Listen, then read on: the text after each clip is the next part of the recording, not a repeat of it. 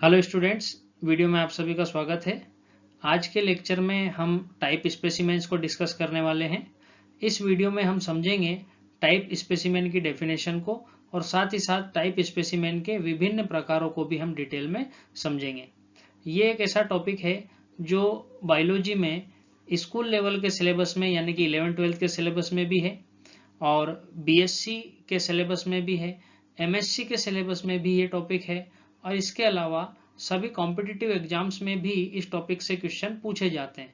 For example NEET के exam में इस टॉपिक से क्वेश्चन आते हैं, स्टेट पीएससी में इस टॉपिक से क्वेश्चन आते हैं और यूपीएससी में भी ये टॉपिक सिलेबस के अंदर दिया गया है। तो हम स्टार्ट करते हैं टाइप स्पेसिमेंस की डेफिनेशन।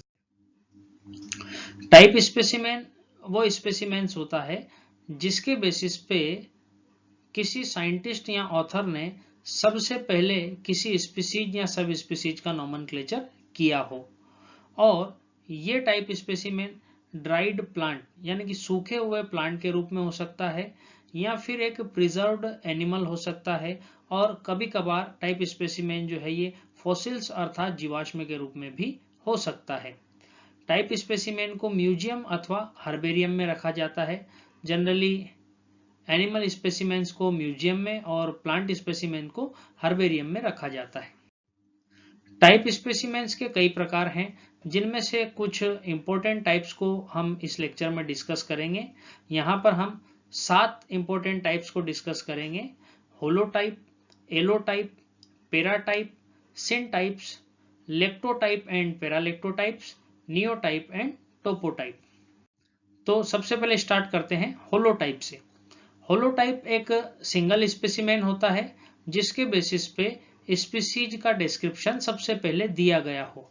यानी कि कोई ऑथर या साइंटिस्ट जब किसी स्पीसीज को सबसे पहले डिस्क्राइब करता है तो वो बहुत सारे स्पेसिमेन, उस स्पीसीज के बहुत सारे स्पेसिमेंस को स्टडी करता है, लेकिन उन बहुत सारे स्पेसिमेंस में से किसी एक स्पेसिमेन को स्पेशल डेजिग्नेशन दिया जाता है।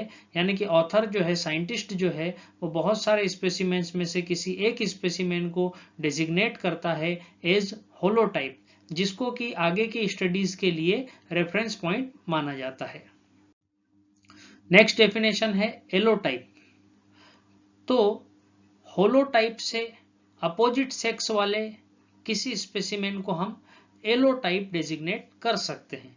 फॉर एग्जाम्पल, साइंटिस्ट ने बहुत सारे स्पेसिमेंस का एग्जामिनेशन किया और उसके बेसिस पे स्पीसीज का डिस्क्रिप्शन दिया, और अगर साइंटिस्ट ने किसी मेल स्पेसिमेन को होलोटाइप डेजिग्नेट किया है तो फिर किसी फीमेल स्पेसिमेन को हम डेजिग्नेट कर सकते हैं एलोटाइप।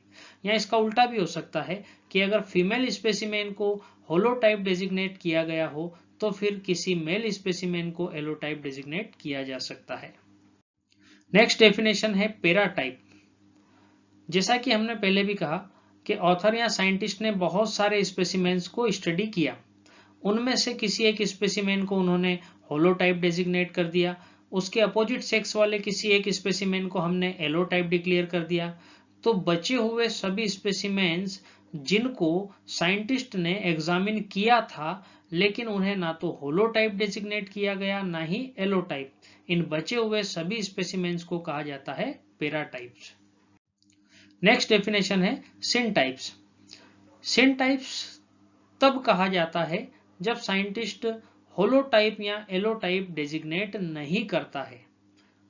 जैसा कि हम देखें कि साइंटिस्ट ने बहुत सारे स्पेसिमेंस को स्टडी किया और किसी भी स्पेसिमेन को होलोटाइप डेजिग्नेट नहीं किया, तो उस केस में सभी स्पेसिमेन जिनका एग्जामिनेशन साइंटिस्ट ने किया था सबको इक्वल इंपॉर्टेंस मिलता है और इक्वल इंपॉर्टेंस वाले इन सभी स्पेसिमेंस को कहा जाता है सिनटाइप्स।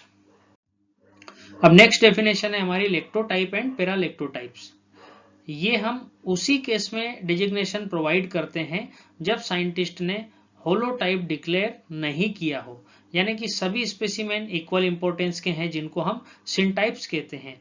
तो सिनटाइप्स में से किसी एक स्पेसिमेन को हम फर्दर स्टडीज के लिए रेफरेंस पॉइंट बनाते हैं।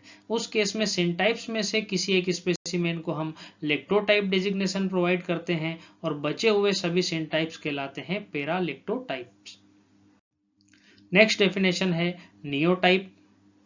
नियोटाइप, अगर सभी ओरिजिनल टाइप स्पेसिमेंस डिस्ट्रॉयड हो जाएं, यानी कि हम उस केस की बात कर रहे हैं जब ऑथर या साइंटिस्ट ने किसी स्पीसीज को बहुत पहले डिस्क्राइब किया था और उन्होंने जिन स्पेसिमेंस को होलोटाइप, एलोटाइप, पैराटाइप डिक्लेयर किया था वो सब किसी कारण से डिस्ट्रॉय हो गए हैं।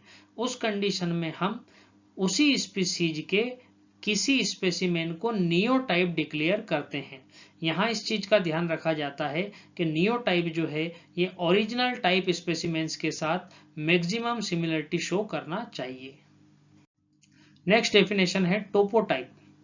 टोपोटाइप ये भी एक स्पेसिमेन होता है जिसे उसी लोकेलिटी से कलेक्ट किया जाता है जहां से फर्स्ट ऑथर ने स्पेसिमेंस को कलेक्ट किया, यानी कि जिस साइंटिस्ट ने सबसे पहले स्पीसीज का डिस्क्रिप्शन दिया था उन्होंने जिस जगह से स्पेसिमेन को कलेक्ट किया था, अगर हम उसी जगह से उसी स्पीसीज के नए स्पेसिमेन को कलेक्ट करते हैं तो उसको हम कहते हैं टोपोटाइप।